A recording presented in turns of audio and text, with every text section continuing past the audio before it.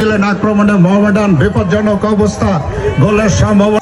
বাংলাদেশের পপুলার ক্রীড়া ভাষ্যকার ও সিনিয়র সাংবাদিক মাসুদ করিম ভাই মডার্ন হুজুরের দাওয়াত সিলেকশন নিয়ে কি বলছে? আপনারা যে এত সুন্দর খাওয়াইলেন না, খাওয়া নিয়ে একটা জোকস বলি। খাওয়া নেওয়ার জোকসটা এরকম যে আমরা যখন নতুন বিজনেস প্রতিষ্ঠান কিংবা নতুন বাড়ি করি, আমরা কাদেরকে ডাকি? কারো খেয়াল আছে? আপনারা পাড়ার ইমাম সাহেবকে ডাকেন না? তো এরকম এক লোক নতুন একটা বিজনেস দিছে, এসে মৌলানা সাহেবের বাসায় আসছে যে হুজুর আমি বাসাটায় উঠবো, আপনি একটু দোয়া করে দেন।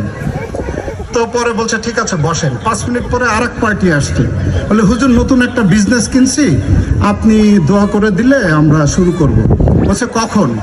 আরে দুইটাই নাকি আবার জোহরের পরে, একই সময় দুইটা পড়ে গেছে। এখন হুজুর চিন্তা করছে কার বাসায় যাই, এইখানে না এখানে, এখানে এখানে। তুমি একটু কনফিউজ। পরে ওনার মাথায় একটা বুদ্ধি আসছে, উনি একটা সাগরেদকে পাঠাই দিছে সব পাড়ার মধ্যে, তো যে আমি এদের সাথে একটু কথাবার্তা বলি, তুই এটা একটু ঘুরে দেখায় দেখে আসো কার বাসায় খাওয়াটা ভালো, সেখানে যাবে আর কি। তো এখন সাগরেদ ঘুরে আসছে, আসার পরে হুজুর আবার ইশারা করতেছে, কিরে কিরে কি দেখলি, কি দেখলি বল। তখন ও তো বলতে পারছে না যে প্রথমে যে লোক আসছে হুজুর ওর বাসায় খারাপ, আপনি ওইটা জানেন না, পরেরটা কবুল করেন।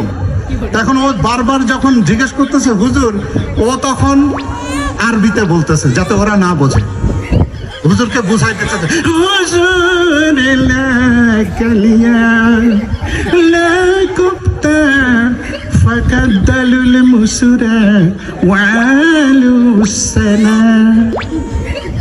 মানে বুঝছেন, মানে ওর দিকে ইশারা দিয়ে বলছে যে হুজুর লা কালিয়া, ওর বাসায় কালিয়া নাই, লা কোপ্তা কোপ্তাও নাই, ফাঁকা দালুল মুসুরা, ফাঁকা মুসুরের ডাল, ওয়ালুস সানা, আর আলু ভর্তা।